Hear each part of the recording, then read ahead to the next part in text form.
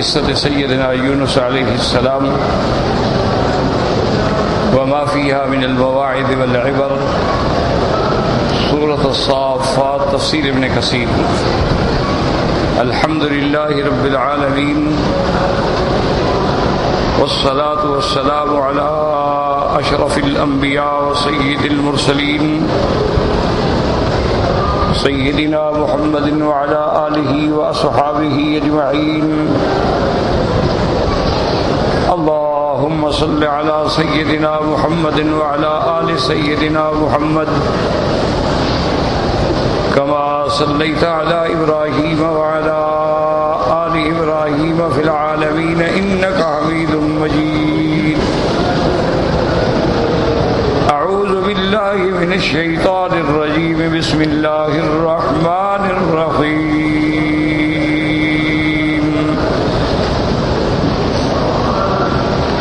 وإن يونس لمن المرسلين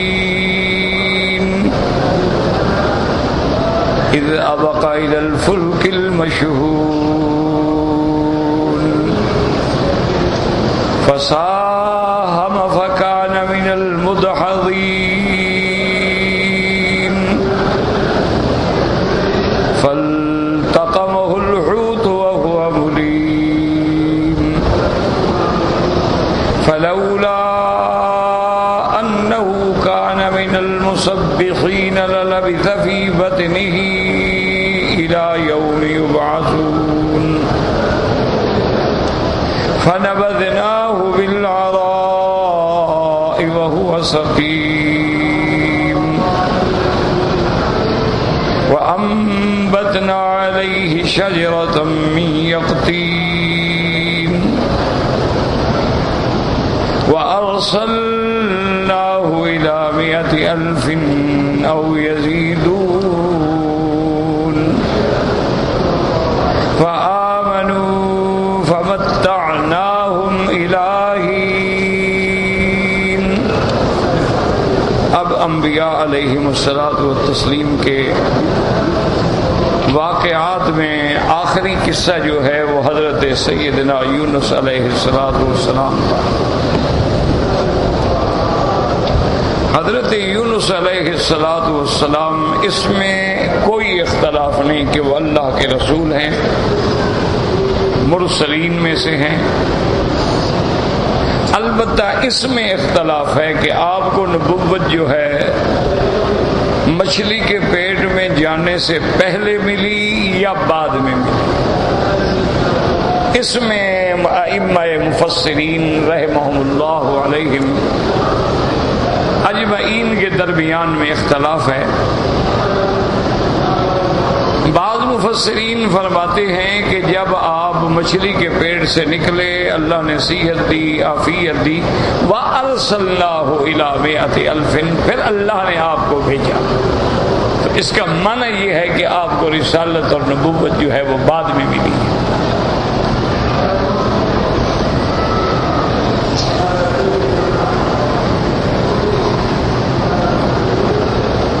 ان کے قول میں دلیل جو ہے وہ قرآن کی یہی آیت ہے کہ اللہ فرماتے ہیں وَأَرْسَلْنَاهُ، اس کے بعد ہم نے ان کو بھیجا۔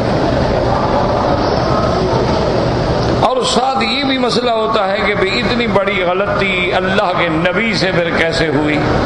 تو آسان جواب ہو جاتا ہے کہ اس وقت وہ نبی نہیں تھے، نبوت اور رسالت جو ہے وہ بعد میں ملی ہے۔ یہ مسئلہ بھی علماء میں، ائمہ میں، محدثین میں، مفسرین میں مختلف فی ہے۔ تو بعض ائمہ فرماتے ہیں کہ انبیاء کو نبوت ملنے سے پہلے تو غلطی اور خطا ہو سکتی ہے، لیکن نبوت ملنے کے بعد نہیں۔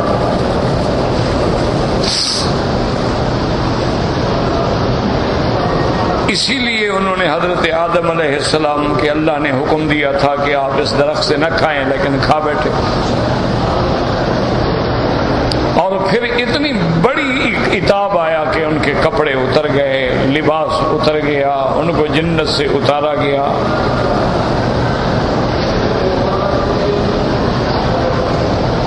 اور اسی طرح کے کئی واقعات ایسے انبیاء علیہ السلام کے وہ ذکر کرتے ہیں تو وہ کہتے ہیں یہ سب باتیں نبوت و رسالت سے پہلے ہیں. لیکن جامع قول جو ہے یاد رکھیں وہ یہ ہے کہ اللہ کے نبی ہر حال میں معصوم ہوتے ہیں، کیونکہ نبوت تو انہیں 40 سال کے بعد ملی، لیکن اللہ کے علم میں تو وہ پہلے نبی ہیں. اللہ تبارک و تعالیٰ کے علم میں تو ان کے پیدا ہونے سے پہلے یہ فیصلہ ہو گیا کہ یہ نبی ہوگا، یہ رسول ہوگا. تو اس لیے علماء فرماتے ہیں کہ جہاں تک کبائر الذنوب ہے، بڑے بڑے گناہ، وہ تو انبیاء سے ہوتے ہی نہیں. اسی طرح وہ کہتے ہیں ان سے صغیرہ گناہ بھی نہیں ہوتے، البتہ کبھی اجتہاد میں خطا ہو سکتی ہے. جیسے کہ اسارہ بدر کے مسئلے میں حضور پاک نے قیدیوں کو چھوڑ دیا، اس پہ اللہ کا عتاب آیا، تو یہ اجتہاد میں خطا ہے، اور اجتہاد کی خطا تو گناہ نہیں ہوتا بلکہ الٹا ثواب ہوتا ہے. اگر کسی مسئلے میں مجتہد اجتہاد کرے، اگر وہ خطا پہ بھی ہو اس کو اجر ملتا ہے، اور ثواب پہ ہو تو 2 اجر ملتے ہیں، ایک محنت کرنے کا اور ایک ثواب پہ پہنچنے کا. اور اللہ کے نبی بھی اجتہاد فرماتے ہیں. یا انبیاء علیہم الصلاۃ والتسلیم سے نسیان ہو جاتا ہے، بھول ہو جاتی ہے، کیونکہ بھولنا جو ہے یہ فطرت انسانی ہے، اور انبیاء بھی بشر ہیں، انسان ہیں، بھول جاتے ہیں. اسی لیے میرے محبوب نے، محبوب دو عالم، رحمت دو عالم، سیدنا محمد مصطفیٰ صلی اللہ علیہ وعلی آلہ وصحبہ وسلم تسلیما کثیرا نے فرمایا کہ انما انا بشر، میں بھی انسان ہوں، بشر ہوں، انسا کما تنسون، میں بھی بھول جاتا ہوں جیسے تم بھول جاتے ہو. کما تغضبون، مجھے بھی غصہ آتا ہے جیسے تمہیں کسی بات پہ غصہ آ جاتا ہے، مجھے بھی آ جاتا ہے، کیونکہ میں بشر ہوں. اسی طرح حضور نے فرمایا کہ نسی آدم فنسی ذریتہ، کہ آدم جو بھول گیا تو پھر آدم کی اولاد میں بھی نسیان آ گیا، ان میں بھی بھول آئے گی. تو ایک ہے بھول جانا، اچھا ایک ہے سہو ہو جانا. یاد رکھو، ایک ہوتا ہے بھول جانا، ایک ہوتا ہے کسی عمل میں، فعل میں سہو ہو جانا، کہ حضور پاک نے 4 رکعتیں پڑھانی ہیں لیکن 2 رکعتوں پہ سلام پھیر دیا.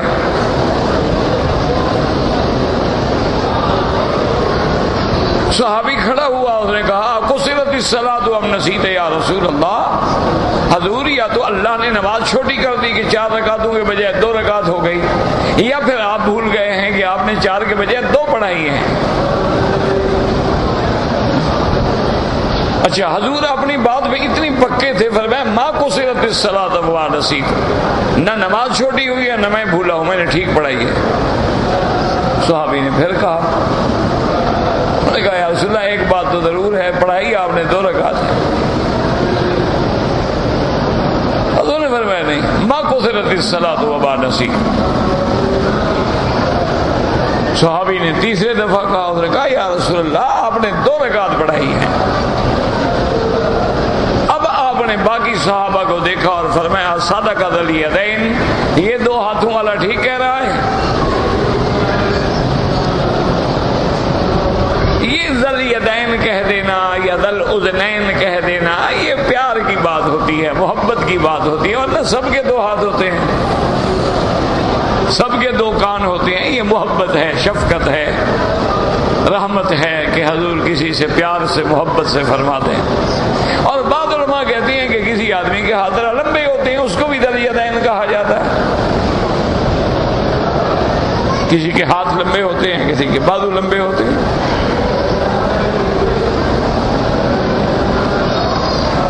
کسی کے کان لمبے ہوتے اس کو ذل اذنین کہہ دیا جاتا ہے.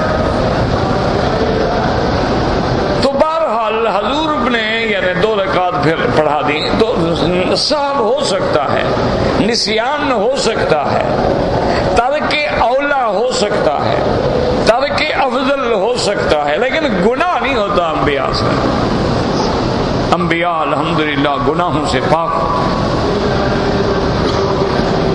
اور اس کی سب سے بڑی گواہی جو ہے، یاد رکھو، وہ دشمن کی گواہی ہوتی ہے۔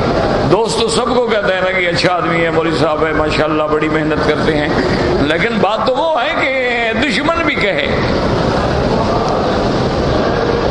حضور کے سامنے دشمن مشرکین مکہ ہیں، یہود ہیں، نصارہ ہیں، منافقین ہیں، لیکن انہوں نے یہ الزام تو لگائے کہ حضور نعوذ باللہ مجنون ہیں، دیوانہ ہیں، شاعر ہیں، ساحر ہیں، کاہن ہیں، لیکن حضور کے کسی کردار پہ، کریکٹر پہ کوئی دشمن بھی انگلی نہیں رکھ سکا۔ دشمن کبھی یہ جرت نہیں کر سکا کہ حضور کی طرف کسی گناہ کی نسبت کرے۔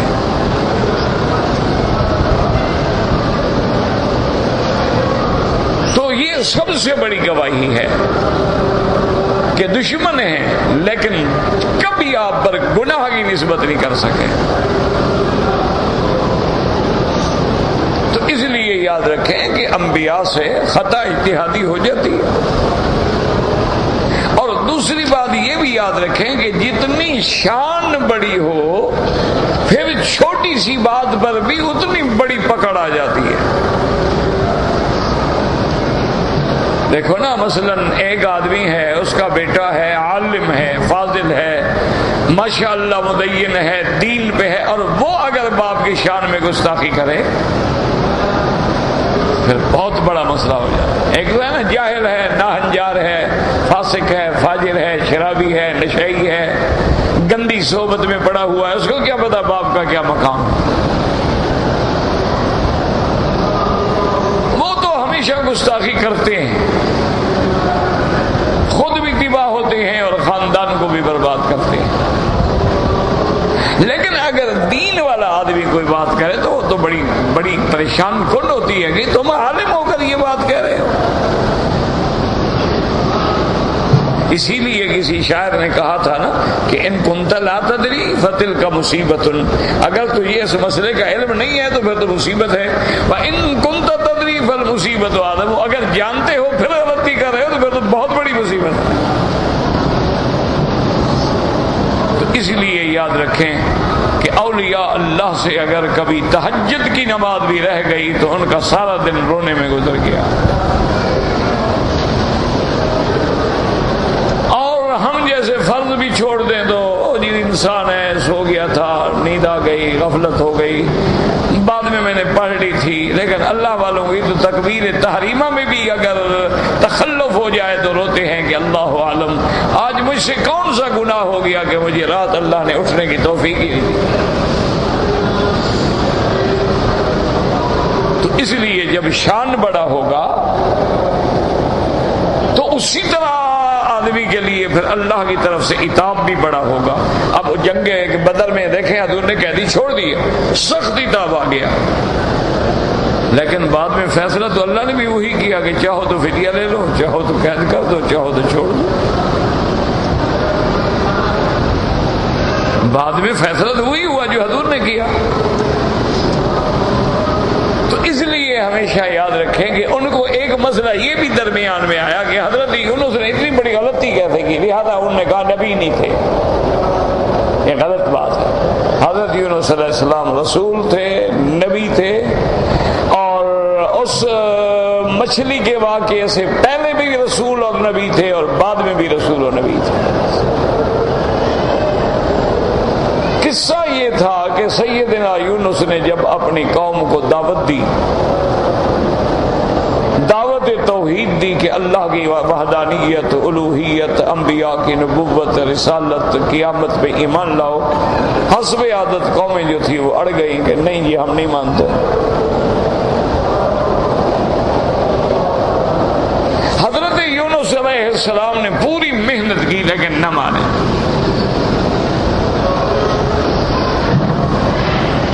اللہ کے پیغمبر نے ان کو بتلایا کہ دیکھو تم آخری انکار کی آخری حدوں پہ پہنچ گئے ہو، اگر نہیں مانو گے 3 دن کے بعد تم پہ عذاب آ جائے گا۔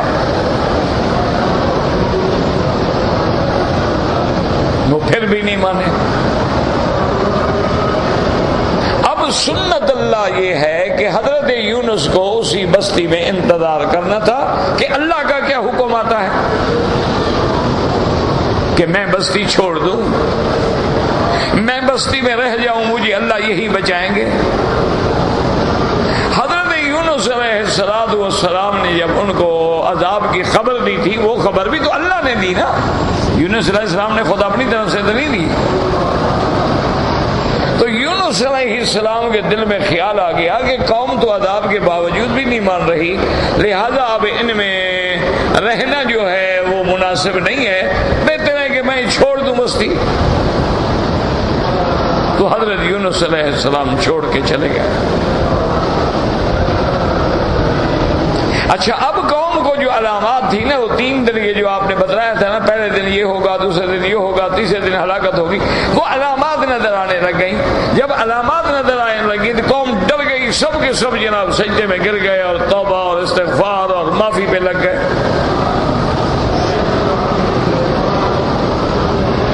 اسی لیے قرآن نے دوسری جگہ کہا کہ الا قوم یونس لما آمنوا فکشفنا عنہم العذاب. اللہ فرماتے ہیں ہم جب عذاب کا فیصلہ کر لیں تو واپس نہیں لیتے, مگر یونس کی قوم کا استثناء ہے. انہوں نے جب استغفار کیا, توبہ کی, میرے دروازے پہ گر گئے تو میں نے عذاب ٹال دیا.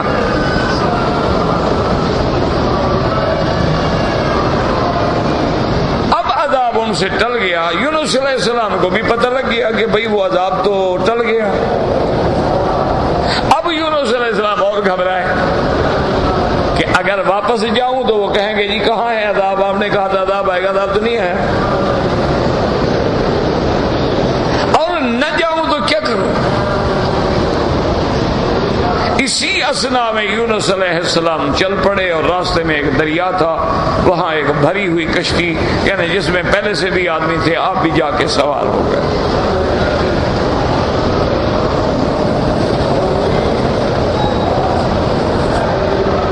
سوار ہونے کے بعد جب کشتی دریا میں گئی اور طوفانوں میں گر گئی, تو اب یہاں یاد رکھیں 2 قول ہیں. بعض کہتے ہیں کہ کشتی والوں نے کہا کہ کشتی کا بوجھ چونکہ زیادہ ہو گیا ہے لہذا ایک آدمی اتر جائے.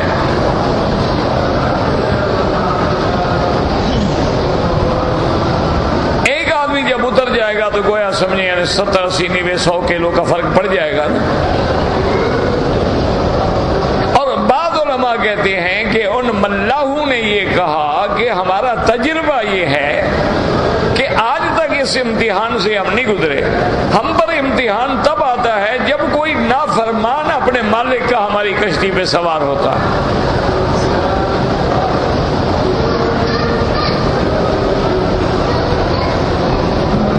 تو بہرحال فیصلہ یہ ہوا کہ بھائی چلو قرعہ ڈالو, جس کے نام قرعہ نکلا ہے اس کو کشتی سے اتار دیا.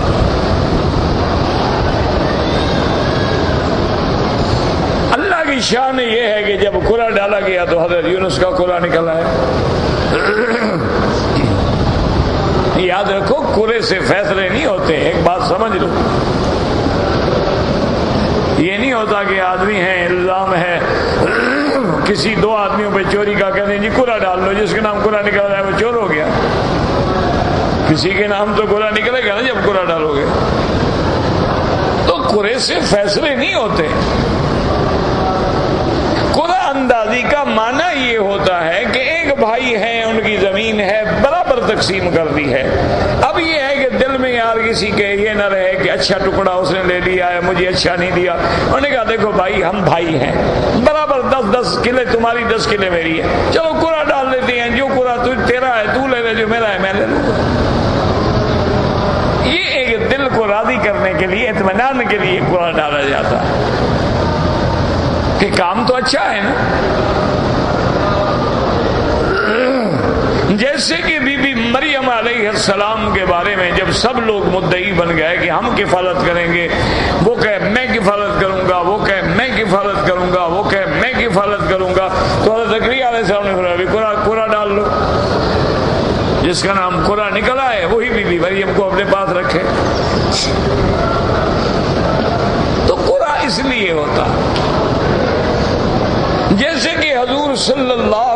وسلم یا ہر خامند کو جس کی 2 یا 3 یا 4 بیویاں ہیں حق ہوتا ہے سفر میں جا رہا ہے کسی ایک بیوی کو لے جائے، لیکن اتنے دن پھر باقی بیویوں کو بھی حق ادا کرنا ہوگا۔ لیکن قرآن ڈال لیتا کہ بھئی کسی کی بیوی کے دل میں یہ نہ رہے دیکھو یہ اس سے زیادہ محبت ہے مجھے چھوڑ گیا اس کو لے کے جا رہا ہے، قرآن ڈال لیا جس کا نکل آیا لے گیا۔ حضور صلی اللہ علیہ وسلم حالانکہ میں نے عورتوں کے درمیان میں عدل و انصاف کی آزادی تھی، لیکن پھر بھی آپ قرآن ڈالتے تھے سفر میں، جس بیوی کا قرآن نکل آتا وہ سفر میں ساتھ جائے۔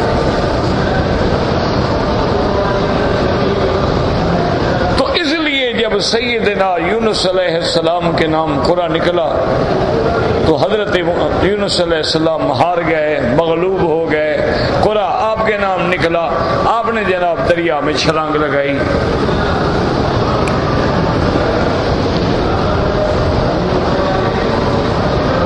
اب یہاں ایک اشکال یہ بھی پیدا ہوتا ہے کہ کیا یہ خودکشی تھی کہ اپنے آپ کو دریا میں ڈال دو؟ تو خودکشی تو شریعت میں حرام ہے اور اللہ کا پیغمبر کیسے کر رہا ہے؟ تو اس لیے علماء اور مفسرین فرماتے ہیں کہ یہ خودکشی نہیں تھی، معنی یہ تھا کہ کشتی کا بوجھ اتر گیا اور حضرت یونس تیر کر کنارے پہ چلے جائیں گے۔ ضروری تو نہیں کہ ہر آدمی جو کو سمندر میں جائے وہ ڈوب جائے، کتنے لوگ ہیں جو روزانہ دریاؤں میں تیرتے ہیں، کتنے لوگ ہیں جو تیر کے ہمیشہ دریا عبور کرتے ہیں۔ اب جب حضرت یونس علیہ السلام نے اپنے آپ کو پانی میں گرایا، اللہ نے مچھلی کو حکم دیا کہ یونس علیہ السلام کو نگل لو، اور اب تمہارا پیٹ جو ہے میں نے یونس کے لیے قید خانہ بنا دیا ہے، لیکن خبردار کوئی نقصان نہ پہنچے، بس اندر محفوظ رکھو۔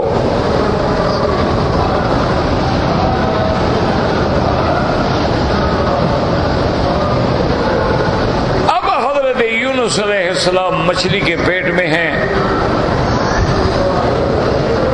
اور اسی حالت میں بھی آپ تسبیح کہہ رہے ہیں، لا الہ الا انت سبحانک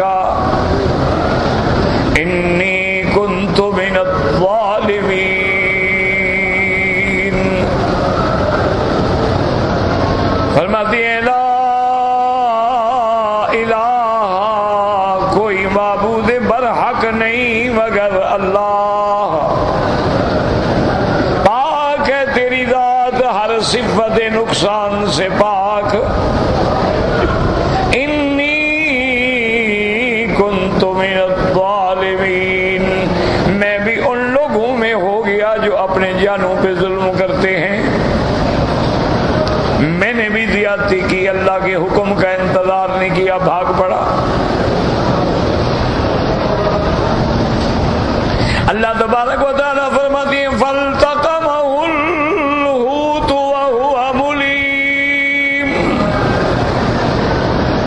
یاد رکھیں دریاؤں میں مچھلیاں جو ہیں وہ عجیب قسم کی ہیں، چھوٹی بھی ہیں بڑی بھی ہیں، اتنی بڑی بڑی مچھلیاں بھی ہوتی ہیں کہ آپ تصور نہیں کر سکتے، جیسے ہماری گائے بھینسیں ہیں ایسے بھی بڑی بڑی مچھلیاں ہیں۔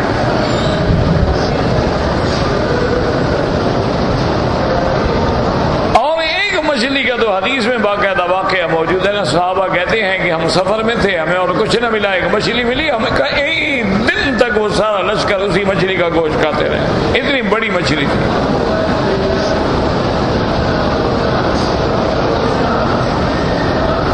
تو حضرت یونس علیہ السلام مچھلی کے پیٹ میں ہیں اور اللہ کو پکار رہے ہیں۔ اس لیے ہمیں یہ سبق ملا کہ مصیبت جب بھی آتی ہے، بلا جب بھی آتی ہے، اس سے بچانے والا نکالنے والا صرف اللہ تبارک و تعالیٰ کی ذات ہے۔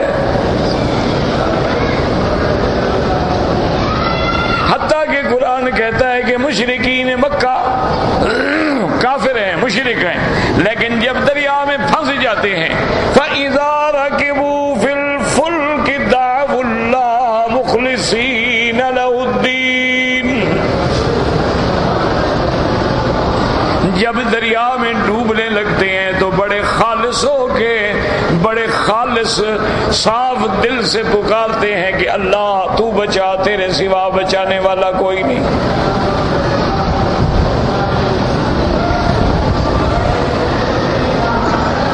فلما نجاہم الی البر، اللہ فرماتی ہیں کہ جب میں فریاد سن کے نجات دیتا ہوں، کچھ ان کو خشکی پہ پہنچا دیتا ہوں، تو پھر میرے ساتھ شرک شروع کر دیتے ہیں۔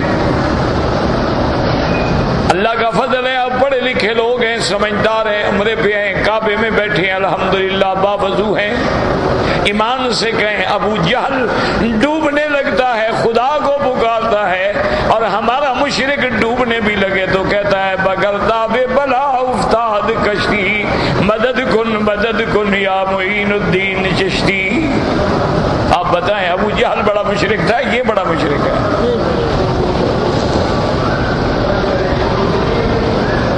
کہتے ہیں میری کشتی بلا میں پھنس گئی ہے، مدد کرو، میری مدد ہے معین الدین، مجھے نکالو اس گرداب سے۔ یعنی وہ ڈوبنے کے وقت تو خدا کو پکار لیتے تھے، ڈوبنے کے وقت بھی بدبخت نہیں پکارتا۔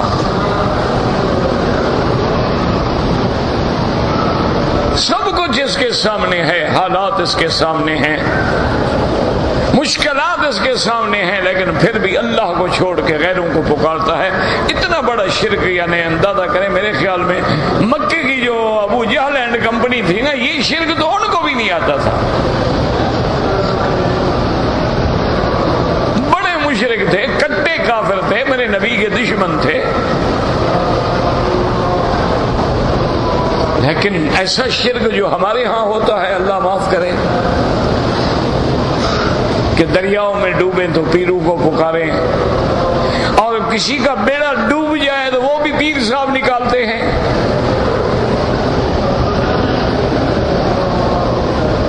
بچہ مانگنا ہو پھر بھی پیر سے مانگتے ہیں، یہ پیر بخش ہے، یہ پیر دتا ہے، یہ حسین بخش ہے، یہ فقیر بخش ہے، یہ دھنی بخش ہے، یہ نبی بخش ہے، یہ رسول بخش ہے۔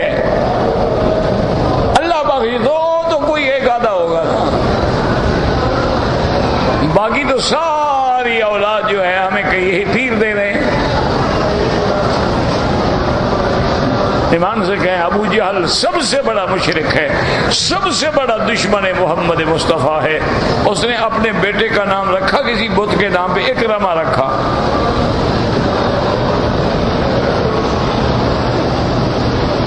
حضور کی ابھی نبوت بھی نہیں ملی ہے، آپ کے دادا ہیں عبد المطلب ہیں، وہی اپنے بتوں کے پوجے، لیکن بیٹے کا نام کیا رکھا؟ عبداللہ۔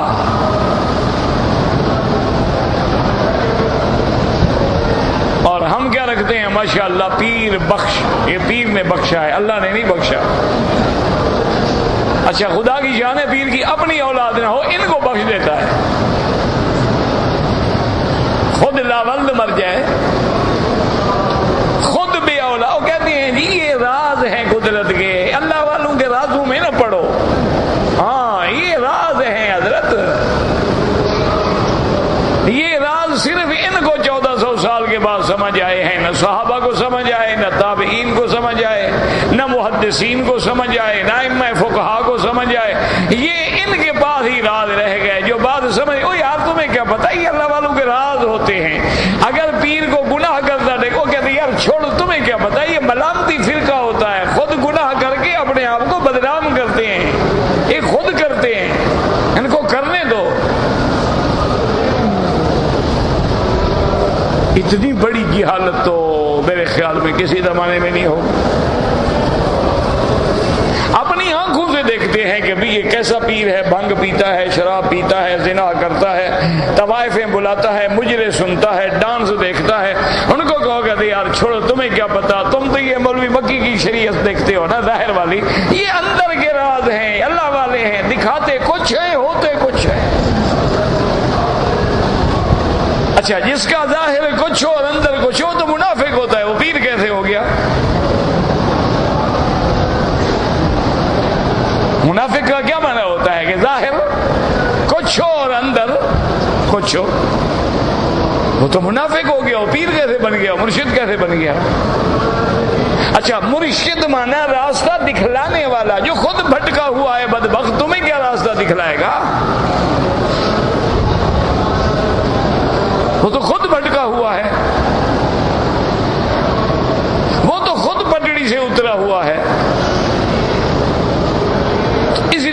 ہمیشہ یاد رکھیں کہ اللہ کا نظام دیکھیں کہ اللہ کا نبی ہے، اللہ کا پیغمبر ہے، اتنی بڑی مصیبت میں ہے، ایسا قید خانہ کو بنا سکتا ہے؟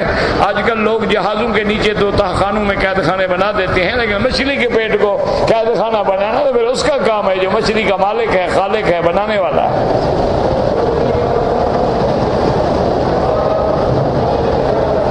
پھر اللہ پاک فرماتے ہیں فَلَوْلَا أَنَّهُ كَانَ مِنَ الْمُصَبِّحِينَ لَلَبِثَ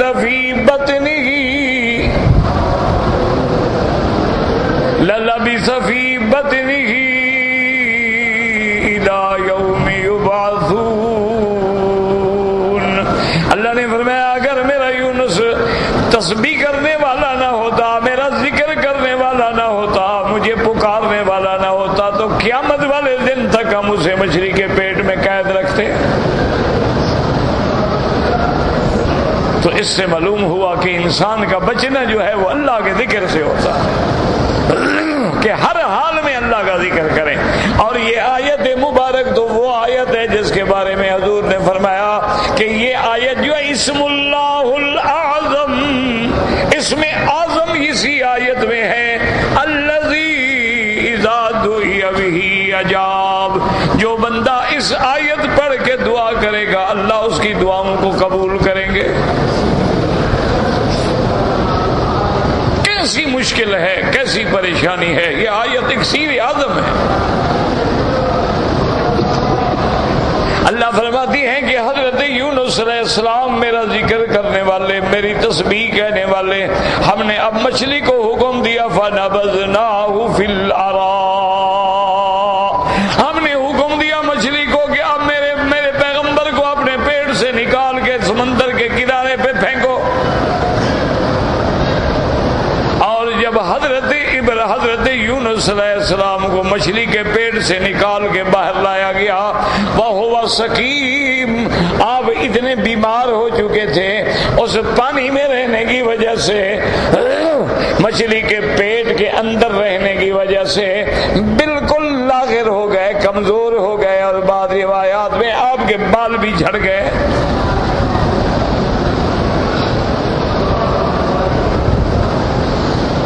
اللہ اکبر اللہ، کیوں اثرات تو ہوتے ہیں نا، پانی میں رہنا ہے، پھر مچھلی کے پیٹ میں رہنا ہے۔ اسی حالت میں اللہ فرماتے ہیں وَأَنبَتْنَا عَلَيْهِ شَجَرَةً مِّن يَقْطِينٍ۔ یاد رکھیں شجرہ مانا درخت ہے، یقطین کا مانا بیلیں، یعنی جیسے بیل پڑی ہوتی ہے کسی چیز کی۔ اللہ نے فرمایا ہم نے وہاں ان کے لیے بیل والا درخت پیدا کر دیا تاکہ آپ کے لیے سائے کا انتظام ہو جائے، آپ دھوپ کی وجہ سے پھر ایذا میں تکلیف میں نہ آ جائیں۔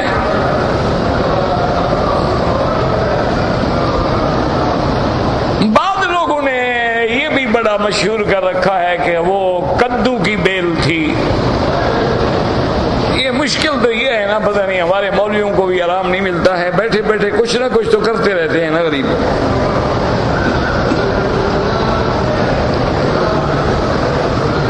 اور مصیبت یہ ہوتی ہے کہ پھر قرآن کے الفاظ پہ بھی غور نہیں کرتے، کیا کرے آدمی۔ حضرت آدم علیہ السلام کو جنت سے نکالا تو کہا جی گندم دانہ کھایا تھا انہوں نے، وہ گندم دانہ ایک دفعہ کھایا جنت سے نکل گئے، تم جو 100 سال کھاتے ہو تمہیں تو نہیں نکالا گیا زمین سے۔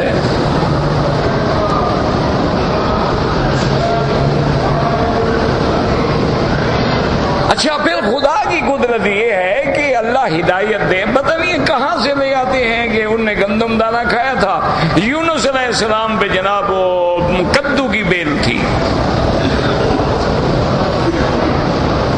حالانکہ دونوں جگہ اگر قرآن پہ غور کرتے تو کبھی ایسی غلطی نہ کرتے۔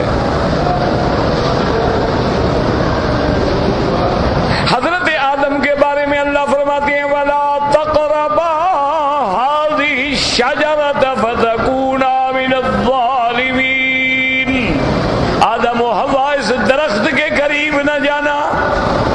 تو گندم کے درخت ہوتے ہیں تمہارے ملک میں، کسی سے سنا ہے کہ گندم کا درخت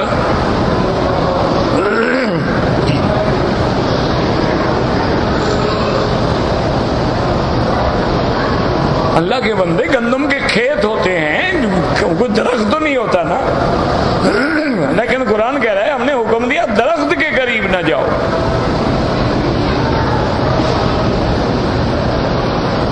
تو جب اللہ قرآن میں درخت کہہ رہا ہے تم نے کہاں گندم نکال لی؟ اچھا مولوی نے جھوٹ بولنا ہو تو پھر اس کی زبان کون پکڑے؟ مولوی کی زبان تو بڑی لمبی ہوتی ہے نا، اللہ معاف کرے، خدا کرے کسی کے پیچھے نہ لگ جائیں، ایک منٹ میں کافر بنا دیں۔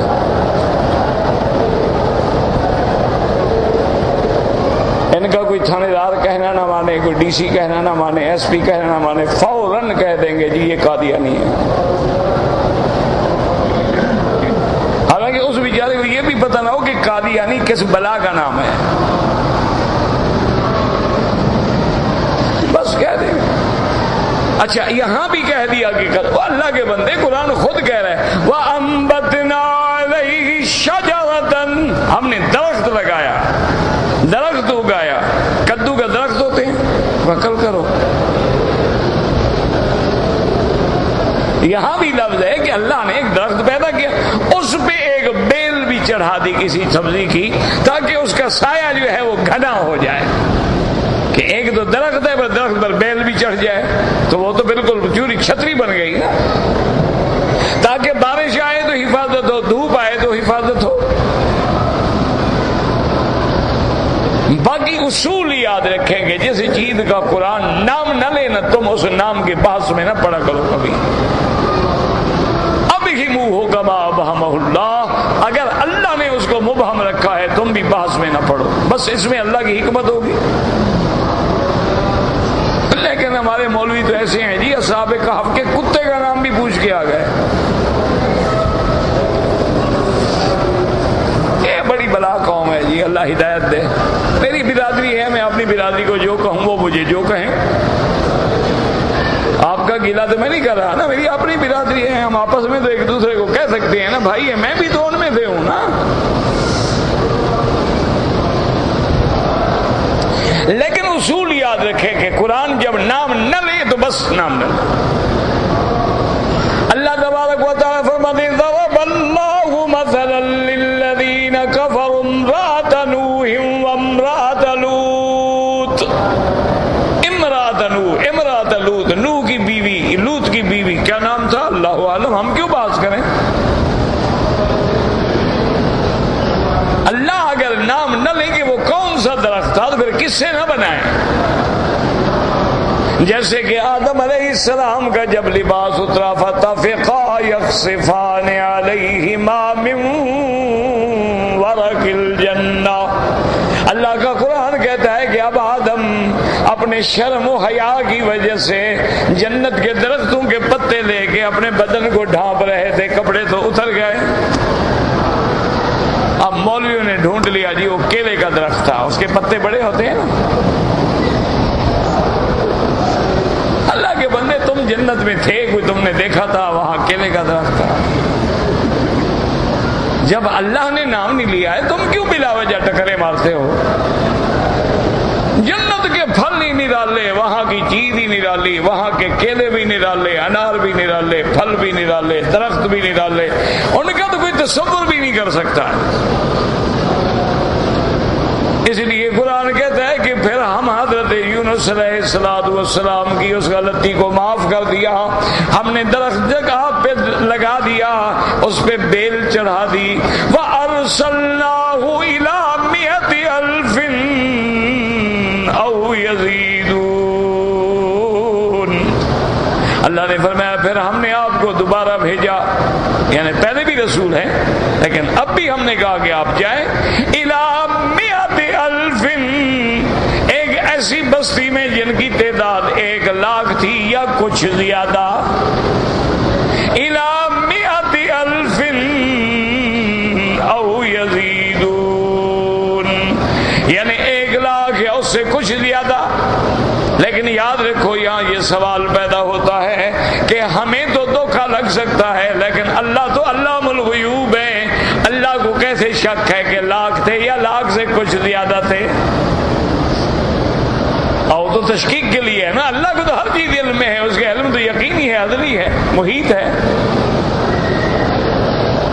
اس لیے علماء نے فرمایا کہ اللہ اپنے بندوں کو خطاب کرتے ہیں ان کے عقل کے مطابق کہ اے دیکھنے والوں, اگر تم دیکھتے تو یہ اندازہ لگاتے کہ 1 لاکھ ہے یا شاید کچھ زیادہ ہوں. جیسے آج کل مجمع ہوتے ہیں, جلسے ہوتے ہیں, ہر آدمی ایک اندازہ لگاتا ہے 1 لاکھ کا مجمع تھا, کہتا ہے 2 لاکھ کا مجمع تھا. اچھا کبھی 3 لاکھ کا ہو تو ماشاءاللہ اخبار والے لکھ دیتے ہیں 30 لاکھ کا مجمع تھا. مخالف سے پوچھو تو کہتے ہیں 3000 آدمی تھا.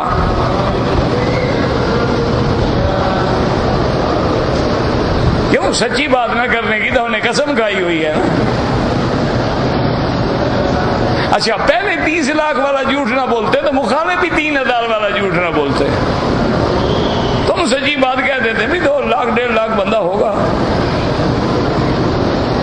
دیکھو نا کتنا بڑا حرم ہے, آپ کا کیا خیال ہے اس میں کتنے آدمی آ جائیں گے؟ تو اب کوئی کہہ دے جی 50 لاکھ آدمی تھا, غلط بات ہے بھی, ایک محدود جگہ ہے. اور آج کل تو حساب ہے کہ طول عرض ماپنے کے بعد تقسیم کرنے کے کتنے بندے ہیں. آج کل تو کوئی مسئلہ ہی نہیں ہے. ایک بڑا میدان ہے وہ جیسے عرفات ہے, منا ہے, اس کا طول بھی لے لیں عرض بھی لے لیں, تقسیم کر لیں, 1 سیکنڈ میں نکل آئے گا کتنے بندے ہیں. آج کل تو کوئی مشکل نہیں ہے. تو پھر بلا وجہ جھوٹ تو اصل اللہ نے خطاب بندوں کو کیا ہے نا کہ بھئی دیکھنے والے تم دیکھتے تو یہ اندازہ لگاتے کہ پتہ نہیں لاکھ ہے یا کچھ زیادہ ہے, ورنہ اللہ کے دل میں ہے کہ وہ کتنا ہے. تو یہ خطاب جو کیا گیا اس لیے کیا گیا کہ بندوں کے عقل کے مطابق, فہم کے مطابق. اب دیکھو نا کہ قیامت والے دن اللہ حکم دیں گے کہ سب کا نامہ اعمال لے آؤ, حکم دیں گے اپنا نامہ اعمال پڑھو. اللہ کو تو سب پتہ ہے نامہ اعمال کی کیا ضرورت ہے. لیکن دنیا میں چونکہ تم کوئی انکار کرے, تم کہتے جناب یہ رجسٹر دیکھو یہ لکھا ہوا ہے فلاں تاریخ کو تم نے پیسے لیے تھے, یہ دیکھو تمہارے دستخط بھی ہیں. تو جیسے تم دنیا میں معاملہ کرتے تھے اللہ نے بھی وہی کیا کہ تمہارے رجسٹر بھی رکھے, گواہ بھی رکھے, اور گواہ بھی انبیاء کو بنایا, اللہ کے نبی کو بنایا. اور تم نے انکار کیا تو پھر اللہ نے منہ پہ زبان پہ مورے لگا کے تیرے بدن سے گواہی دلوائی تاکہ اللہ پہ کوئی اعتراض نہ کر سکے. اللہ انصاف پورا کر دیتے ہیں. تو اس لیے قرآن کا بھی معاملہ کرتا ہے تمہارے عقل کے مطابق. اس لیے فرمایا وَأَرْسَلْنَاهُ إِلَى 100,000 أَوْ يَزِيدُونَ فَآمَنُوا فَمَتَّعْنَاهُمْ إِلَىٰ حِينٍ. اب وہ قوم جو تھی صحیح معنی میں ایمان لے آئے, اللہ پہ ایمان لائے, اللہ کے پیغمبر پہ ایمان لائے.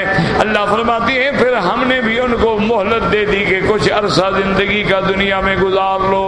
جب وہ ایمان لے آئے تو ان کو ایمان لانے کے بعد عذاب سے جو تھا وہ مہلت مل گئی, اللہ نے عذاب ہٹا دیا. جیسے دوسری جگہ قرآن کہتا ہے فَلَوْلَا كَانَتْ قَرْيَةٌ آمَنَتْ فَنَفَعَهَا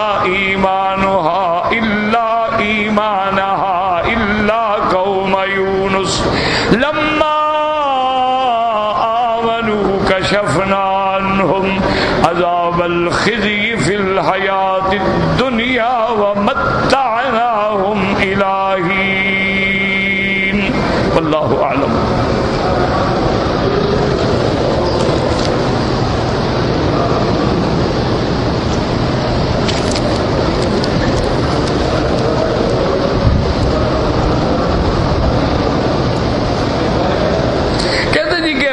شارجہ میں رہتا ہوں اور ہم اپنے کپڑے جو ہے لانڈری سے دھلواتے ہیں.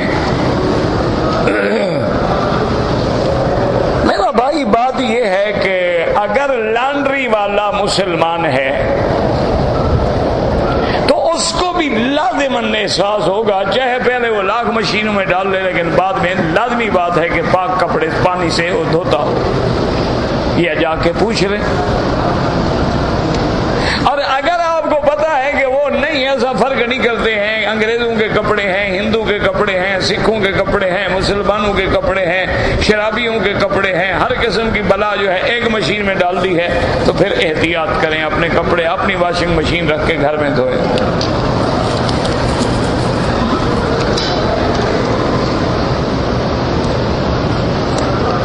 اگر ایک آدمی نے صبح 5 بجے عمرہ کیا ہے، دن کے 1 بجے بال کٹوائے، لیکن انہی احرام کی چادروں میں رہا، 1:30 بجے بال کٹوا کے پھر چادریں کھولی اور سلا ہوا کپڑا پہنا، کوئی حرج نہیں۔ اور اگر اس نے عمرے کے بعد چادریں احرام کی کھول کے سلا ہوا کپڑا پہن لیا، تو پھر ماشاءاللہ چونکہ 5 سے 1:30 بجے جو ہے 7-8 گھنٹے گزر گئے، دم پڑ گئی۔ عورت اکیلے طواف کر سکتی ہے، بالکل کر سکتی ہے۔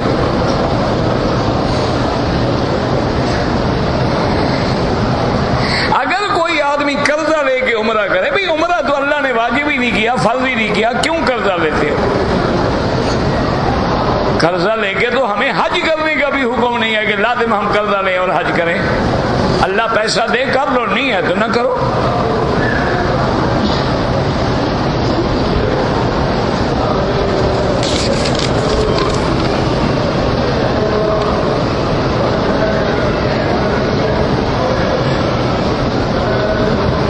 اگر ایک آدمی اپنی بیوی کو مسجد عائشہ لے جاتا ہے، وہ نیت کرتی ہے، خامد نیت نہیں کرتا، تمہاری مرضی، نفلی عبادت ہے، کرو کرو، نہ کرو نہ کرو، سارے کرو سارے نہ کرو، یہ تو نفلی عبادات ہیں، کسی کو ہمت ہے کر لیا، نہیں ہے نہ کرے۔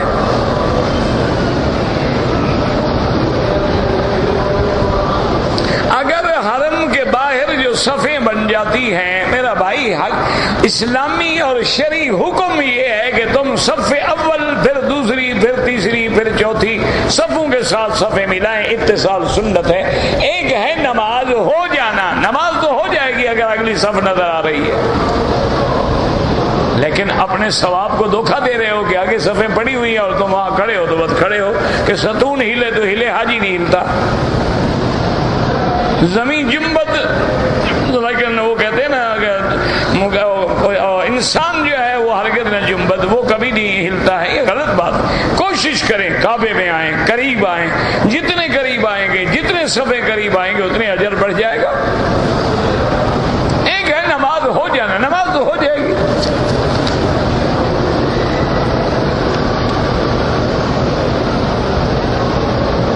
اگر ہم نے طائف جانا ہے، میرا بھائی کوئی کام ہے، کوئی وجہ ہے، پھر تو کوئی حرج نہیں۔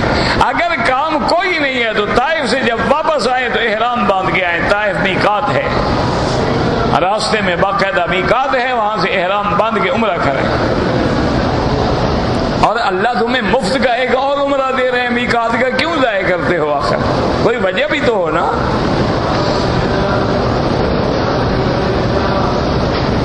حج فوت ہو جاتا ہے، عمرہ فوت ہوتا ہی نہیں۔ عمرہ فرض ہی نہیں تو فوت کیا ہوگا؟ فوت تو وہی ہوگا جو فرض ہو۔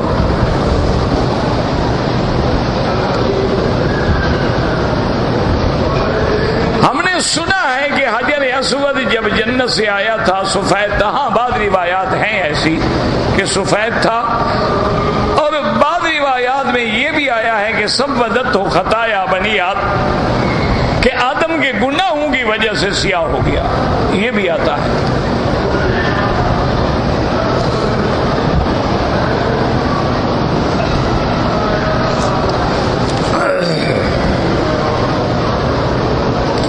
بیت اللہ میں جو مقام ملتزم ہے، یعنی حجر اسود سے لے کر کعبۃ اللہ کے دروازے تک، یہ جو درمیان میں جگہ ہے یہ ملتزم ہے۔ وہاں موقع ملے سینہ لگائیں، ہاتھ لگائیں، دعا کریں، جائز ہے، باقی کسی جگہ حکم نہیں۔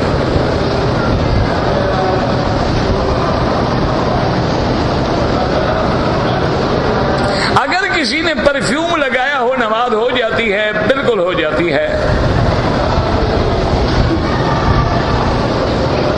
پرفیوم جو ہے نا، یاد رکھو، ایک تو اس میں جو الکحل ڈالا جاتا ہے وہ اصل حالت میں نہیں رہتا، تبدیل ہو جاتا ہے۔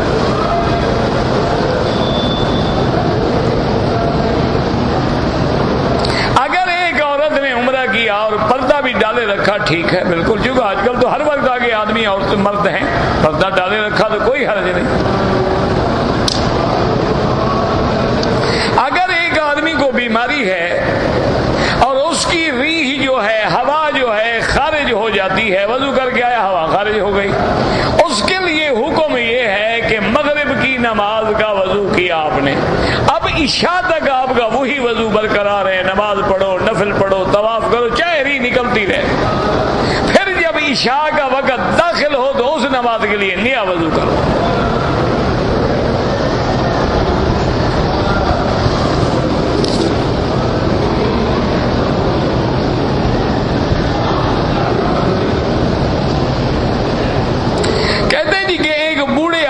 کسی نوجوان لڑکی سے شادی کی ہے، اس لیے بال کالے کروائے ہیں، تو بہرحال مسئلہ یہی ہے شریعت کا کہ بال کالے نہ کیے جائیں۔ کالے کے علاوہ کوئی رنگ بھی آپ لگا سکتے ہیں، مہندی رنگ لگا سکتے ہیں، مہندی میں کالا ڈال لیں، ڈارک براؤن ہو جائے گا، وہ لگا سکتے ہیں، لائٹ براؤن ہے، میڈیم براؤن ہے، گولڈن ہے، اور کوئی ہے، یعنی کالا جو ہے وہ منع ہے۔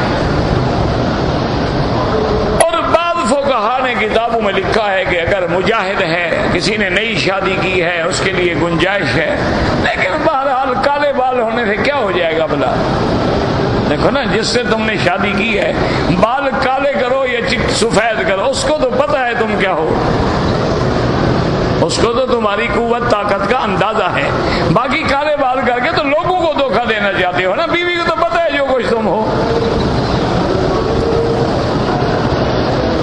میرا بھائی ضروری ہے کہ حدیث کی مخالفت کرو، کالے نہ کرو، اس میں مہندی بھی کچھ ملا، جیسے ایک حدیث میں آتے الحناء والکتم، حضور نے فرمایا مہندی اور کسم ملا کے داڑھی کو لگائیں۔ کتم کہتے ہیں آپ کے ہاں جو نیل کا درخت ہوتا ہے نا، اب تو نیل بنے بنائے آ جاتے ہیں نا کیمیکل، پہلے نیل کے پودے ہوتے تھے باقاعدہ، اس کے پتے جو ہیں اس کو خشک کر لیں اور ان کو پیس کے مہندی میں ملا دیں تو بڑا خوبصورت رنگ آتا ہے داڑھی پہ، اور سنت محمد مصطفیٰ بھی ہے۔ آج کل مشکل یہ ہے وہ ملتے نہیں، میں نے بھی بڑا دوستوں سے کہا، وہ کہتے ہیں نہیں پہلے تو بڑی کاشت ہوتی تھی، اب ہے ہی نہیں، کیا کریں۔ اچھا، اللہ کا شکر یہ ہے کہ وہ حضرت اللہ شاہ بخاری فرماتے تھے کہ ہمارے مقدر میں ہے کہ جیب کا بھی خالی ہو اور عقل سے بھی فارغ ہو، وہ ہمارا دوست بنتا ہے۔ وہ فرماتے تھے جس میں یہ دو صفتیں ہوں نا، جس کے گھر میں پیسے بھی نہ ہوں، عقل بھی نہ ہو، وہ ہمارا یار ہوتا ہے خالص۔ کیوں؟ عقل ہوگا، جا کے تجارت کرے گا، مولویوں کے ساتھ دوستی رکھے کیا ملے گا اس کو؟ جیب میں کچھ ہوگا تو جب بھی جا کے کسی بڑے لوگوں کے ساتھ دوستی بنائے گا، مولوی کے ساتھ کیوں رکھے گا؟ تو ہمارے دوست الحمدللہ عقل سے پیدل اور جیب سے خالی ہوتے ہیں۔ اچھا، مجھے کئی سال ہو گئے ہیں، وہ کہتے ہیں جی وہ نیل کا بھائی تم خود کاشت کر لو، کون سی مصیبت آ جائے گی؟ نیل کا پودے لگانے ہیں نا، تو 10-15 بیج ڈال دو، لگ جائیں گے، بات ختم ہو گئی، جب تیار ہو جائیں بنا لو۔ او جی اب کاشت نہیں ہوتی، میں نے کہا اچھا جی ٹھیک ہے، نہیں ہوتی تو جان چھوڑے، نہیں ہوتی نہ صحیح، مطلب کیا مشکل کیا مجھے بتاؤ، لیکن ان کو سمجھ نہیں آئی، وہ کہتے نہیں کاشت چونکہ ہوتی نہیں، اب ہم کیا کریں؟ اور جی آپ خود کاشت کر لو حضرت۔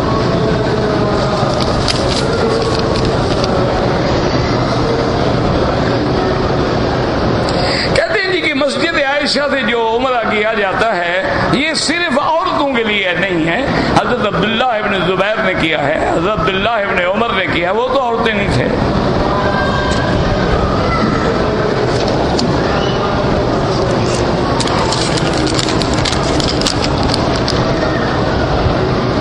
میں نے طواف میں دوسرے چکر پہ اشارہ نہیں کیا، کوئی حرج نہیں۔ یہ یاد رکھو، پہلی دفعہ اور آخری دفعہ کر لو، باقی 5 دفعہ نہ بھی کرو تو کچھ نہیں ہوتا۔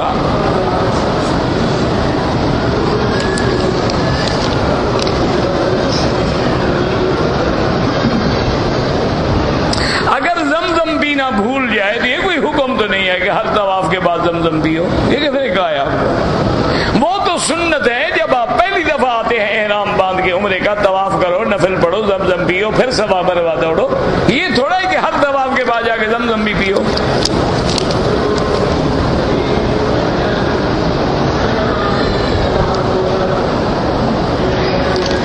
کہتے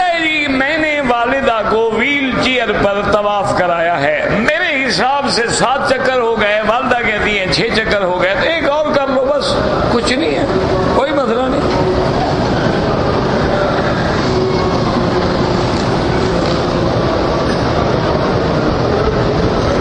خدا کا نام قرآن میں نہیں، اللہ کا تو ہے نا، اسی کا ترجمہ خدا ہے۔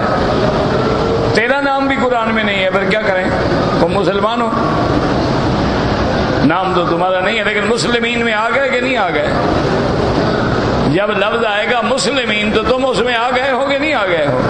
اسی طرح جب اللہ کا لفظ اس کا ترجمہ خدا ہے، جیسے جبرائیل کیا مانا؟ عبداللہ، جبر مانا عبد، ایل مانا اللہ، میکائیل مانا عبداللہ، اسرائیل مانا عبداللہ، سکارنو سہارتو مانا عبداللہ۔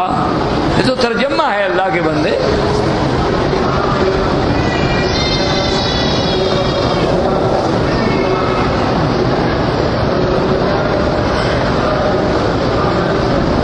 بہرحال اگر آپ کے بال تھے، آپ نے کینچی سے کٹائے، کینچی سے کٹ گئے، ٹھیک ہو گیا۔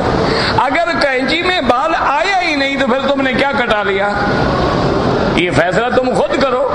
اگر بال کینچی سے کٹے ہیں سارے، ٹھیک ہے، اگر کینچی سے کچھ بھی نہیں کٹا، بس ایسے ہی حضرت کینچی پھیرتے رہے ہو تو دم پڑ گئی، اور اس طرح بھی پھرواؤ۔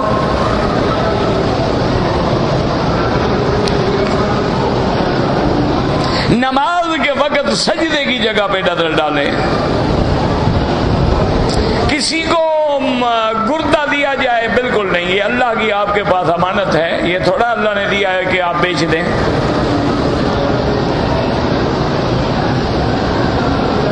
بغیر پردے کے احرام میں عمرہ کیا، اللہ قبول کرے، بہرحال پردے کا اہتمام کیا کریں۔ اگر آدمی نے گٹر کے اوپر جو ڈھکنا ہے وہاں کھڑے ہو کے نماز، ڈھکنا تو ہے نا، تم نے گندگی میں نماز تو نہیں پڑھی نا، گندگی تو ہمارے اندر بھی کھڑی ہے، اس کا کیا کرو گے؟ نہیں، آپ کے پیٹ میں گٹر نہیں ہے، یہ سارا جو گراؤنڈ فلور ہے کس سے بھرا ہوا ہے؟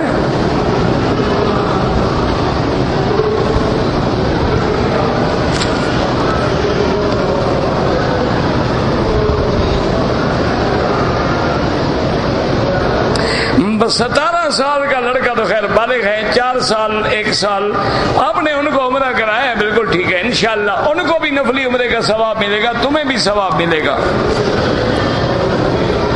میرے والدین کا انتقال ہو گیا، اللہ سب کی مغفرت فرمائے، ان کے لیے عمرہ کریں، ان کے لیے حج کریں، صدقات کریں، جو چاہیں کریں۔ میری والدہ پاکستان میں ہے، ان کے لیے عمرہ بالکل عمرہ کر سکتے ہیں، ان کے لیے طواف کریں، عمرہ کریں، خیرات کریں، صدقات کریں، دعائیں مانگیں۔ ربنا تقبل منا انك انت السميع العليم اللهم اجعل لنا وللمسلمين من كل هم فرجا ومن كل ضيق مخرجا ومن كل بلاء عافيا اللهم احفظنا واحفظ اهلنا اولادنا اخواننا اخواتنا ازواجنا ذرياتنا اصحابنا اقاربنا ارحامنا وجميع المسلمين عن كل سوء ومكروه اللهم احفظ سائر بلاد المسلمين وهذا البلد الامين فاجعلها امنا مطمئنا سخاء رخاء الى يوم الدين یا الہ العالمین، تمام عالم اسلام کی حفاظت فرما۔ یا اللہ مسلمان جس ملک میں ہیں، جس جگہ ہیں، ان کی جان مال آبرو عزت کی حفاظت فرما۔ یا اللہ پاکستان پہ رحم فرما، یا اللہ پاکستان پہ رحم فرما، مسلمانوں پہ رحم فرما۔